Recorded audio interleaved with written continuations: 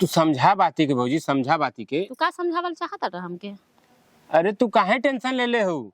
हई तो हके हई कुल देत नहीं है कर। हमके 5,000 रुपया चाहिए। अरे तू 5,000 का बात करते हो भौजी, पूरा ठेलवा ले ले तू कहा न। अरे तू ठेलवा लेके हम का करब? हमके 5,000 रुपया की जरूरत बा ना। तू 5,000 वाली कौन बात कैलू है? देखा ठीक है ना, देख ला। अरे तो पैसा के बारे में सोचा ना। अरे तू खुद, अरे हम कहनी था दुकनिया तो हरा तो भौजी। निकाल के दा। काहे लइका बच्चा लेके घूमे ला साथ में? का करी सब एकर महतरिया ना एकदम जनवा ना छोड़े ले, लगा दी पीछे पीछे। अच्छा देख ला जोन तोरे बंडी फाट गेल बाटे, दुगो बंडी ले लेत हई। हाँ ले ला ले ला। और देखा का मन पसंद है, देखा हई पेटीकोट है, देखा तोरे लायक ठीक है, दिखाते। राख सगल पाकल पेटी करना चाहिए।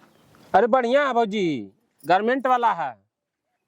ओ पापा, यहाँ आइला तू दुकान चलावे के मेहरारू कटा गई। अरे सर पागल ना ना कुल का कहत हवे।